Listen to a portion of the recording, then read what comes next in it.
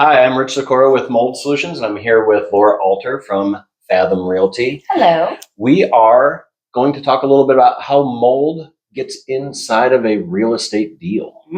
Happens all the time. So in your experience, if you were going to be writing an offer on a house with your client and that home had mold remediation, do you feel that it's affected the home's value at all? More importantly, what matters is, was the remediation done by a certified company? And then what makes it even better and seals the deal is if there's a warranty that comes along with that work. What do you think your homeowners should do if mold is discovered right before listing? Call someone immediately to have it checked out. Yeah, because if they're ready to list the home, usually it's not, a major rehab where it's very apparent. So it's usually something we can get in and get out before pictures. Yeah, absolutely. And the thing is, when you have buyers walking through the property, they might see that, and immediately, if they have sinus issues or any type of allergies, that might be an immediate turnoff for them on the home. So you want to take care of it before you even list the property. Yeah, that's the big thing. Mold can always be fixed, or whether it's Stachybotrys, which is toxic black mold, or it's penicillium, doesn't matter. The remediation process is all the same. It's not like one requires a different process than the others. Do you ever give any advice to your sellers about how to prevent mold problems, or are you personally ever looking for mold problems when you're doing a walkthrough? Anytime I do a walkthrough, I have a checklist of things that I look for, and mold is definitely on it.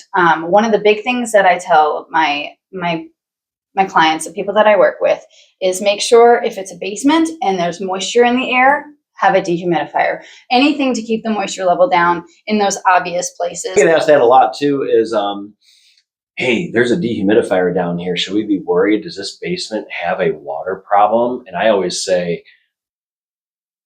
that was the first thing I plugged in when I moved into my house before the refrigerator. I went and got a dehumidifier, plugged it in, set it to 50% because I know how important it is. When you're walking through a home and you tell the homeowner, we go above and beyond, what does that mean for your company?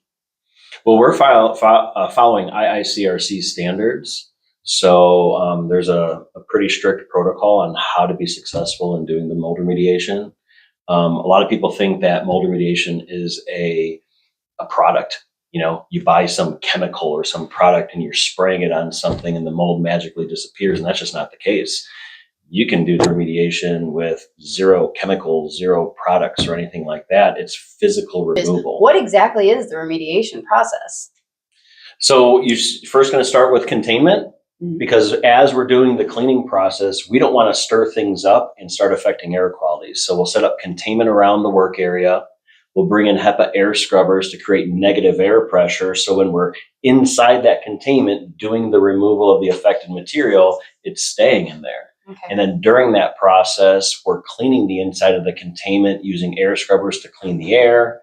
And we're physically removing it. What are some of your favorite things, home remedies that people think is killing the mold, and does it actually kill it? Does mold actually die? Like I love this because that's the most common thing that I get is the homeowners, I'll just clean it myself. Yep, that's the number one thing we hear is, and I get asked that all the time, does bleach kill mold? The answer is yes, but only on a hard, non-porous surface. So the active ingredient is sodium hypochlorite. That's what's in our bleach.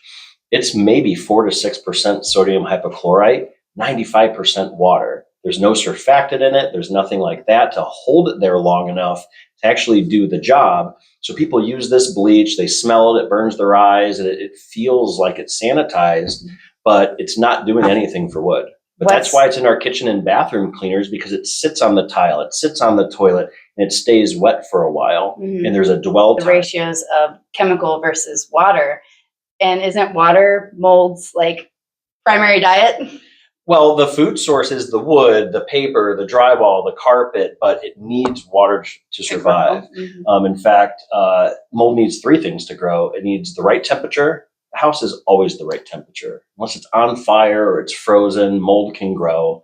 There's plenty enough food sources. I mean, everything's organic from, like I mentioned, drywall, wood, dust. Yeah. And mold's always in our air, so we can't stop that.